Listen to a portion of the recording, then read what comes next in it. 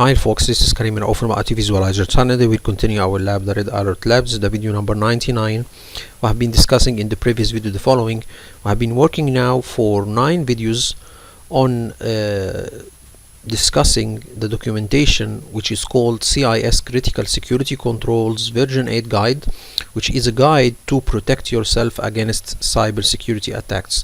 This documentation was provided by the CIS, or Center for Internet Security Organization, which is a non-profitable organization publishing security measures and security documentations for securing most of the operating systems, most of the applications, and some documentations to secure yourself in general from cybersecurity attacks.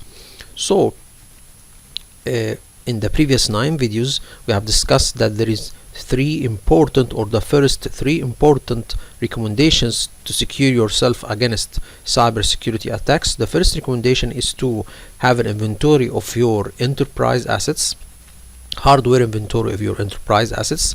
And enterprise assets is defined as any device that can store, process and generate data. Okay, so this is the terms of enterprise asset, and this includes and not limited to servers, workstations, phones. All of these are considered hardware. So you should make an inventory of your hardware assets or hardware enterprise assets. And to make inventory, the second recommendation is to make an inventory of your enterprise assets software. This includes, not limited to, systems like Windows 10, Windows 11, Windows Server, Android systems for phones, iOS. So you should have an inventory of all your software and all of your hardware. This is from a security perspective to monitor all of your hardware and software. So if there is any rogue device or any rogue system to be introduced or to be injected to your network, you should be aware about it. Okay, and the third recommendation is to protect your data, or data protection. And we have said that data protection is not only limited to protecting data stored on your devices, for example stored on NAS storage or something. No, data has two phases or has two states: data in transit and data in rest. Okay, so you should protect data in both situations. And data is not only when stored, data also when it is collected. So data is not only in storage phase, it has 5 phases. So data have 5 phases. You should secure them in these 5 phases. First of all, data is collected, so you should protect data when it is collected. Data is stored, you should protect data when it is stored. Data is used, you should protect data when it is in usage. And data is shared, also you should protect the data when it is shared to persons or to outside your network. And the last phase is to protect data when it is archived and protect data when it is destroyed. Okay, so these are the 5 phases of data, and this is called data life cycle. Okay, so you should protect your data in all of these 5 phases, and to protect data when it is in transit or when it is in rest. Okay, mostly we'll protect data when in rest using something like BitLocker or similar ways, and protect data in transit by using secure protocols. So if you are trying to access data on a web server, then you should use HTTPS protocol. If you are trying to access data on a file server, then you should use, especially if it is FTP server, you should use SFTP secure protocol. So these are all ways to protect your data. And we have discussed for now 2 videos a practical case. So we need to have, or to see how we can protect the data with a practical example. Okay, and I have said that in our Red Alert Lab scenario, I have discussed how we can implement the data protection in the Red Alert Lab. And by the way, the CIS says to protect your data, you should have a data flow diagram. So you should know how the data is processed within your network, so you can protect it in all of its phases. So any large organization, to protect its data, it should have a data flow diagram and to have something called data management process. How your data in your network is processed and how it flows and how we can protect the data when it is processed, okay, in your environment. So you need to have a PDF or to have policies to process your data and protect your data when it is processed. So I have got a practical example from Dammam University. We will see their documentation concerning data management process, because if we know if we have a protocol or we have policies for handling our data or managing our data, then we can protect it. And I have discussed that Dammam University, for example, classified its data to 4 categories: high confidential data, internal data, public data. Okay, and the first step to protect your data is to classify your data. So it has classifies its data to 4 categories, and we have discussed in the previous 2 videos how we can protect these kinds of data when it is transmitted through email inside and outside of the organization, or when it is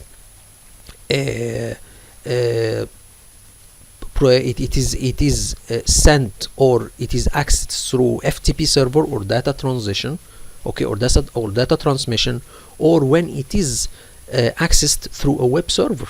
So you can access this kind or these 4 kinds of data on a web server, or these these classifications of the 4 data can be accessed by email, or it can be transmitted by email.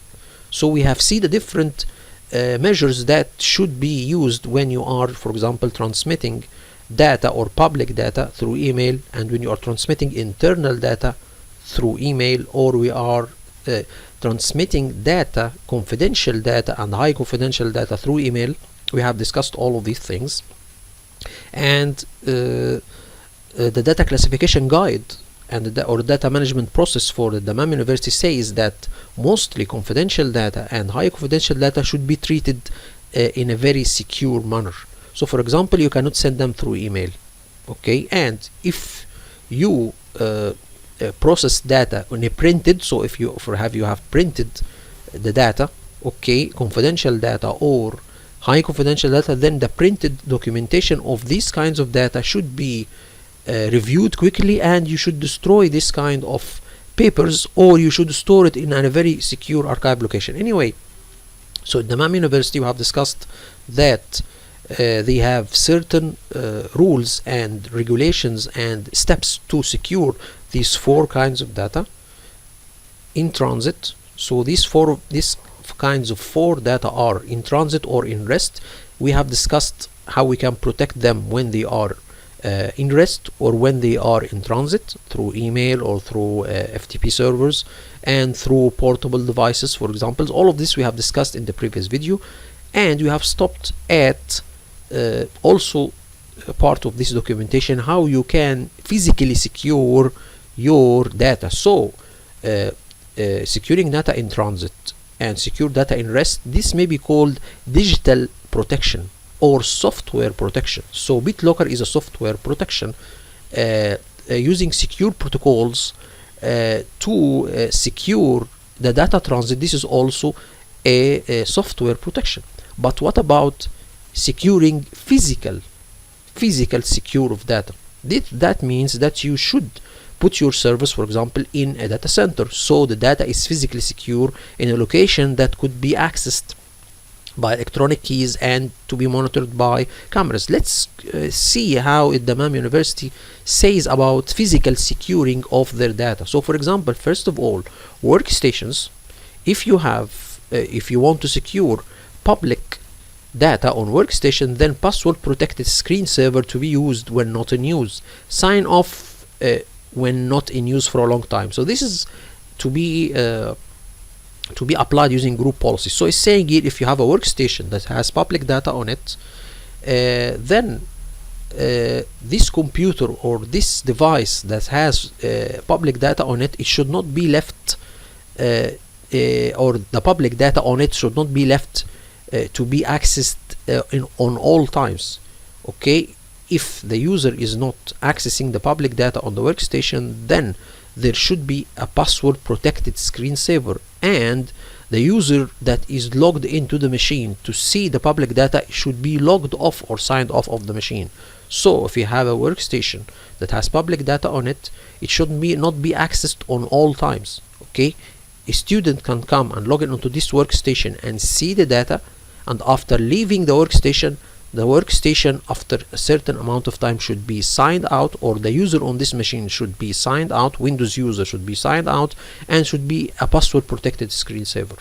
This applies to internal data, confidential data, and high confidential data. All of these should have the same way to apply password protected screensaver and to sign off with the user logged into the machine, sign off after a certain amount of time. Okay, so this to protect your workstation physically.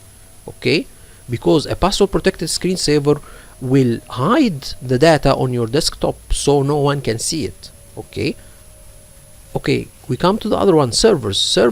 You should not have public data on servers. Okay, this is not permitted. Okay, internal data, if you have internal data on servers, secured area locations, and limited access based on the job responsibilities. So I think mostly servers will not be accessed unless the IT personnel is responsible, and most of the servers are put in very secure locations in a data center, and it is monitored by cameras, and it is accessed, the data center accessed by electronic keys, which logs the users that access to the room or the data center. And this applies to all of the three types of data: internal, confidential, high confidential. Mostly public data will not be put on servers, but anyway, I think there is web servers, so I think they can put public data on web servers. Anyway, this is the regulations, or this is the procedures or rules in the Dammam University, not to put public data on servers. Printing, if you want to print public data, no restrictions, so you can print public data.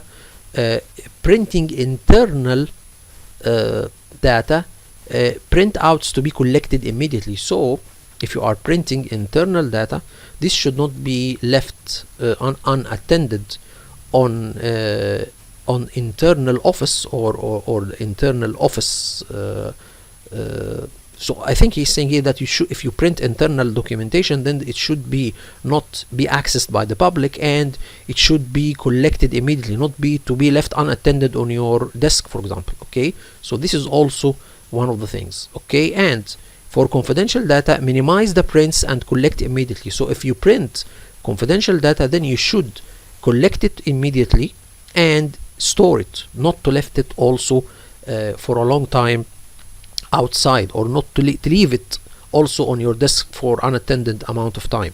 So you should print confidential data, destroy it if you don't need it, if a printed documentation is not needed and you have electronic forum, or you can take it and store it in a secure location like a data center, something similar to a data center. Okay, and confidential data, print only when necessary and do not leave unattended. I think the same applies for the three types of data. Okay, you should but the least secure one is the internal. So for confidential and high confidential data, you should print and collect immediately, not to leave it unattended on your desk, and to be stored in a very, very fast way, not to leave them outside, to put it in a secure location or to store them in a secure location. Office access, if you have office access to some public data, so if there is an office, you put in it some public data documentations, no restrictions to access this office.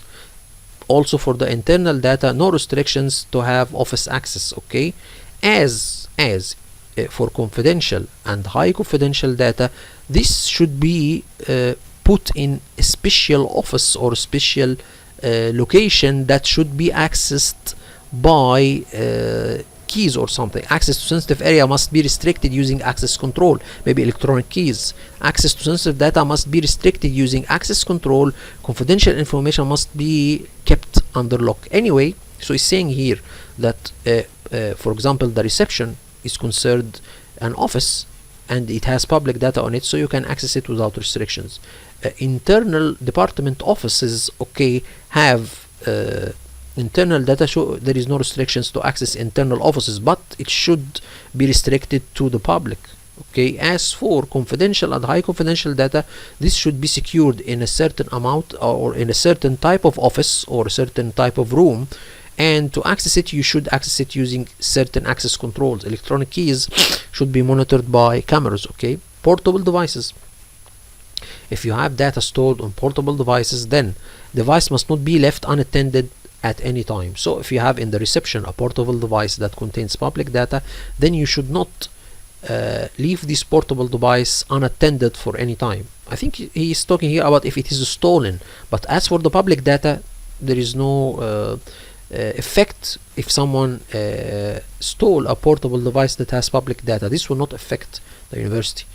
As for internal data, devices must not be left unattended at any time. This is also if you have a portable device within your internal office departments, then it should not be left unattended. It contains internal data.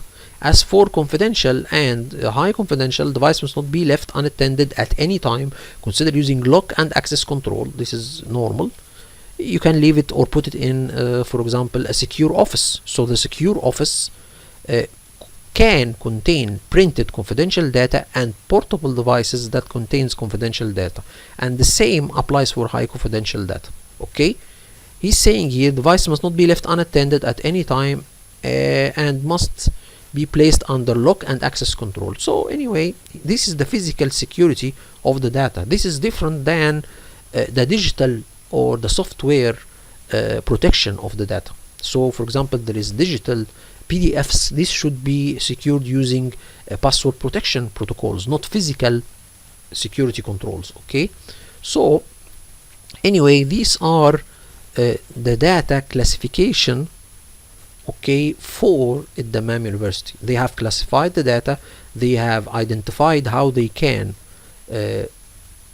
secure these kinds of data in different status. For example, when it is transmitted, when it is in rest, when it is printed, when it is electronic form, when it is sent through email, when it is stored on portable devices. All of these states, when how the data is stored, maybe, or how we can protect it in different situations. So this is the data classification of Dammam University. Let's go further here. They have also another policy, something called information security policy.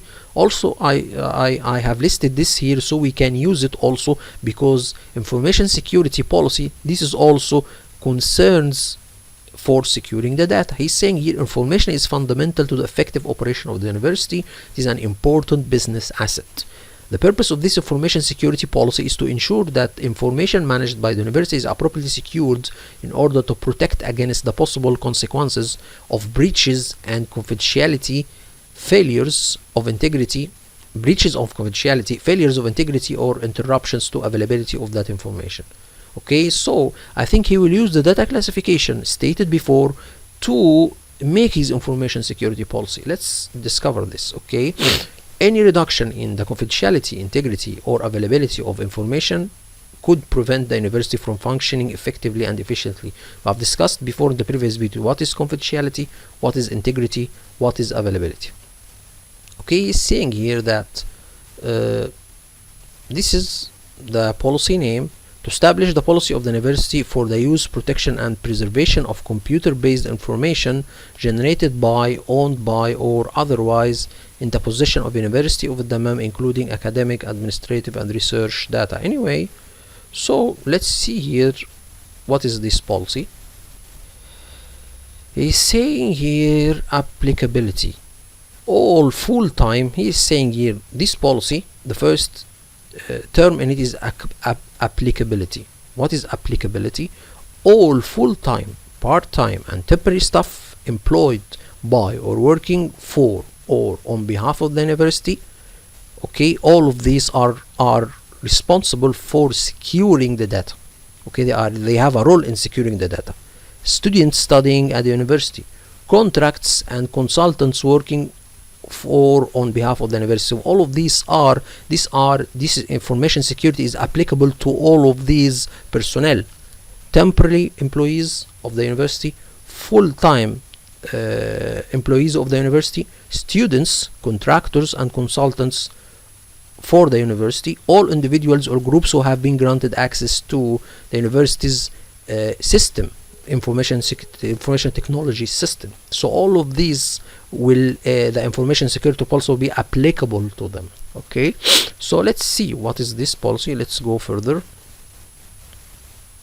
So he said that section B, let's go further here. Okay, he's saying here that security roles and responsibilities. All members of the university have direct, individual and shared responsibility for handling information or using university information resources to abide by this policy and other related policies. In order to fulfill these responsibilities, members of the university must, so to secure the data or the information security, or to secure your data, then you are responsible, or all of the previously stated members should be aware of the policy and comply with it, understand which information they have a right to access to.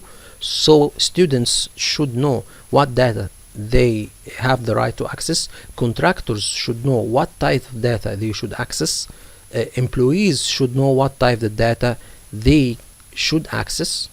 Because for example, a student will not access data he doesn't have right access to. For example, a student cannot access internal data, he can access public data. So this is very, very critical to know which type of data he can access, and this is stated in the information security policy. Know the information for which they are owners. So for example, the financial data, the owner of this data is the financial team. The public data, the students are maybe the owner of this public data. So everyone should know who is the owner of the data and who is the user of the data. So if you are an owner of the data, then you have some responsibilities, or you can do more with the data. But as a user, you have a limitation to use the data based on the owner, what the owners say about using the data. So let's continue here. Know the information systems and computer hardware for which they are responsible. So the information security policy will state which kind of data the applicable groups or users should use. So the policy is applicable to certain individuals or people.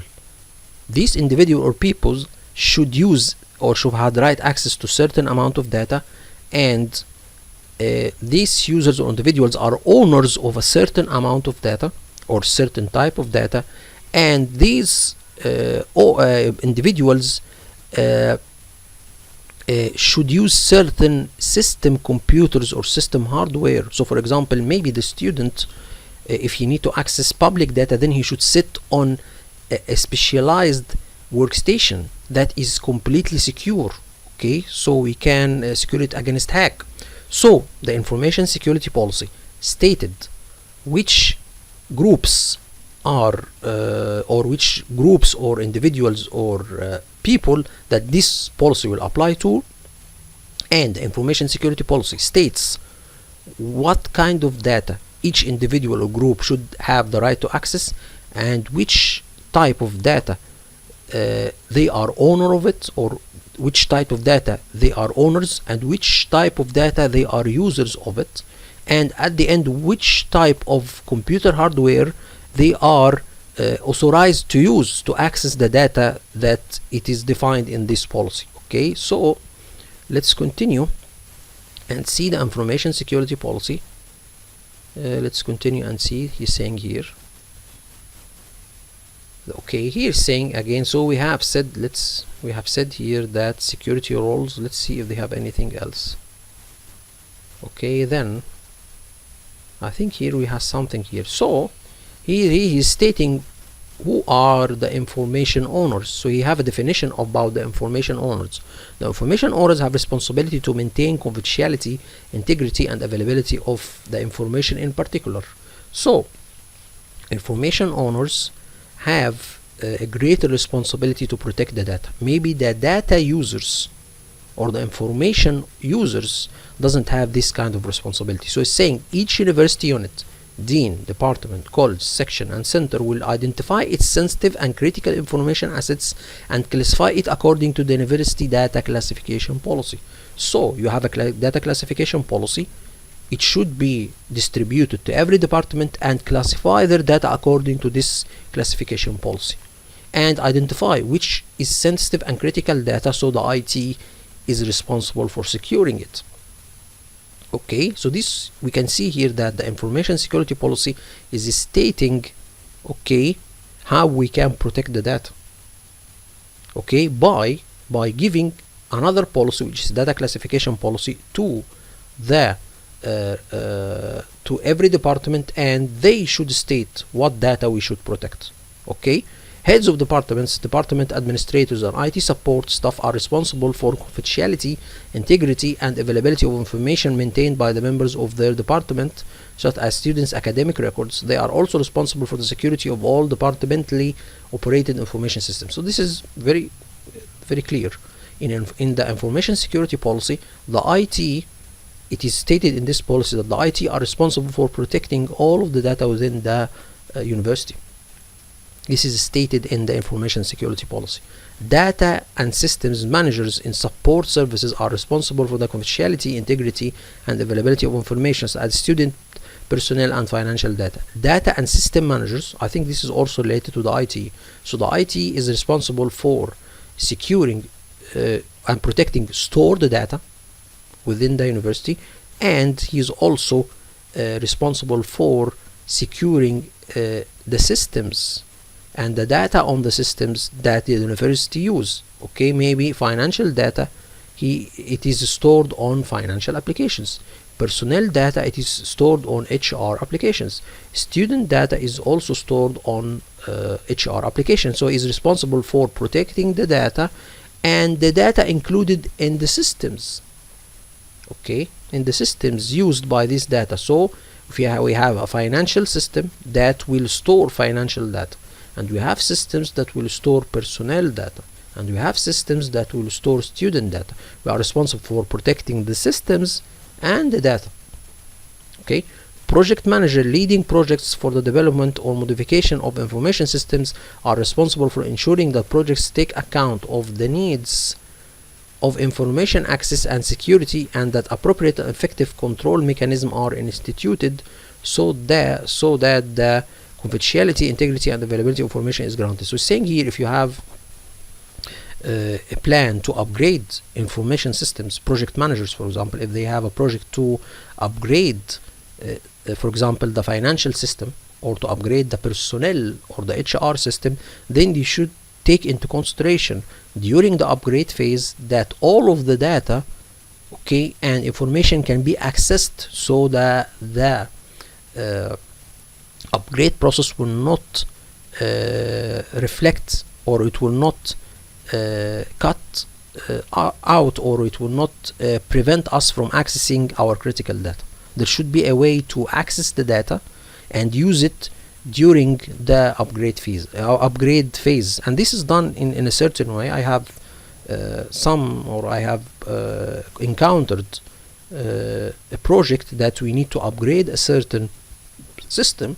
Okay, so we ensured that all of the users can access the system while it is in upgrade, and after the upgrade we ensured that the users can access the newly upgraded system, and then we decommissioned the old system. Okay, so this is a way, or this is something also stated in the information security policy. If you have an upgrade for a certain system that contains an information, then you should take into consideration that the data during the upgrade phase should be accessed. Okay, information owners will conduct risk assessment of their information assets and may recommend the mitigation strategy. Anyway, I think the information owners here, mostly this will not be done by, for example, the dean or the department heads. This will be done by the IT. So even though the information owner is the dean, deanship or the dean of the university, but he will not make risk assessment of the information of the university. Mostly this will be done by the IT, I think. So in short, all of the data in university, it's in technical terms, it is reviewed and used by the IT, okay, and to be assessed by the IT, okay. So even though he is not the owner, any information security incident will be reported to the chief security officer. So again, the information security policy states that any security breach should be reported to the security officer, okay. So this is also one of the things you should state in your information security policy. When an incident happens, who to report to the chief security officer. In the information security policy, what are the groups that should or this policy will be applied to, and if this policy is applied to them, what kind of data they should have access to, what kind of data they are responsible for protect, or who are the owners of these kinds of data. Everything here is stated in this policy. So this is the information security policy. Let's see here also what does it say here. So these are the information owners. What about the information users? Every member of the university community who has a legitimate access to the university ICT resources is responsible to abide this policy. No individual should be able to access information to which they do not have a legitimate access right. So in the previous slide, the information owners, so they have certain responsibilities to protect their data, and I have said before, mostly or in real world scenarios, the one who is responsible for protecting the data is the IT. But the data owners, like for example, the finance team is the owner of the financial data. The personnel information, the HR are the owners of this personnel that they are, or they share the responsibility of protecting this data with the IT.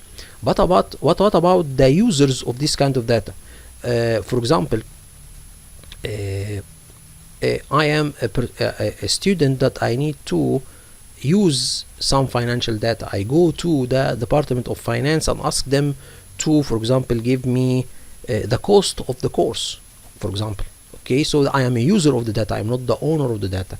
Then I have some responsibilities. For example, here he's saying that no individual should be able to access information to which they do not have legitimate access right.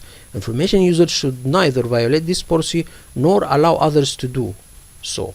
Information users must be aware of the nature of the information to which they have been granted access and must handle information carefully due to its classification. So for example, if I am a student and I take an authorization to access certain sensitive data or financial data, then I should protect the data because I have an authorization to access it, and I am in terms is responsible also to protect this data.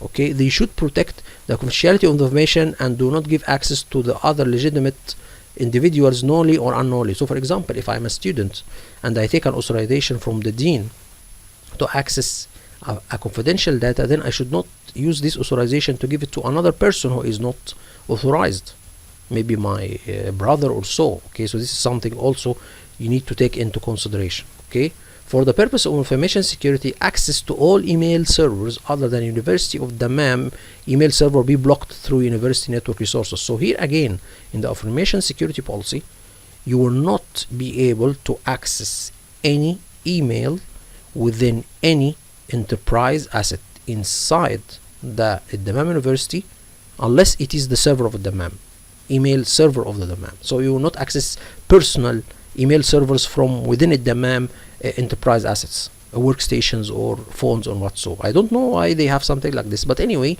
this is a secure point, or this is something they ask about, or this is something they apply to their university. Let's continue saying. So here we can make a small recap. So here he is saying the information security policy, it is applicable to certain amount of persons, and then these persons have some responsibilities for securing the data, and then there is two types of data handling. There is the two type of information, something called information owners, the owner of the data, and the user of the data. The owner of the data has responsibilities to protect the data, and the user of the information or the data has also responsibilities to protect the data, and we have stated each one of them.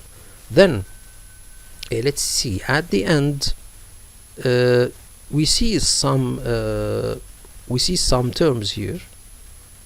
Availability, he's saying availability, the assurance the information and services are delivered when needed. Certain data must be available on demand or on timely basis. This is the term availability, a description or definition of availability. Confidentiality, the assurance that information is disclosed only to those systems or persons who are intended to receive the data. Okay, this is very simple. Data custodian, individuals or groups responsible for classifying data and generating guidelines for its life cycle. This is mainly, I think, the IT. Okay, in conjunction or with the participation of the involved departments. So for example, maybe the financial team or the accounting team will classify the data, okay, and me as an IT will share with them this classification and say, for example, which critical data, or they tell me which critical data you should protect, okay, after classifying their data. Anyway, data owner, senior leadership, typically at the dean, director, or department chair level, with the ultimate responsibility for the use and protection of university data. Data owner, information user, all of these are the same thing. Data user, any member of the university community who has access to the university data and though is entrusted with the protection of that data. Okay, ICT infrastructure, okay, this is listed. All electronic communication devices, networks, data storage, hardware, and network connections to external resources such as the internet. This is the network or infrastructure. Okay, so we've stated that anyone using the infrastructure, which includes all of these things, to access data within the network infrastructure, it should be secure. Okay, and he's saying what are these things. Impact, a combination of data confidentiality, integrity, and availability. Okay, information resources, assets and infrastructure owned by, explicitly controlled by, or in the custody of the university, including but not limited to data, records, electronic services, network services, software, computers, and information systems. This is what is an information resource: assets, information systems, data, records, electronic services, electronic devices. Information system, any tangible items such as hardware, software, communication facilities, and networks used to store, process, and transmit information. Assets owned, controlled, or hosted by the university. Anyway, this is information resources. So this is in short what is the information security policy, and it had used data classification. So take into consideration the information security policy used the data classification to decide what are the groups that should access certain data and what is the responsibilities of every group to each type of data. Okay, so this is very critical, okay, to have a classification of the data and then to have information security policy.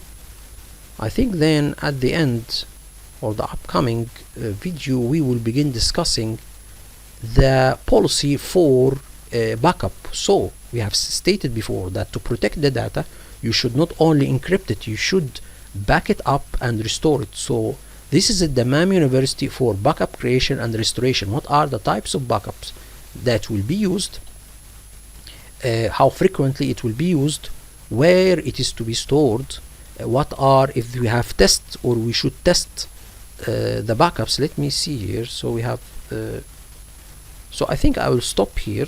In the upcoming video I'll begin discussing the backup, okay, the backup process or the backup policy for the MAM University, how also they have a certain policy for backup and restoration. So we will discuss this in the upcoming video. Hope this video was informative for you all, and thank you all for viewing. Thank you so much.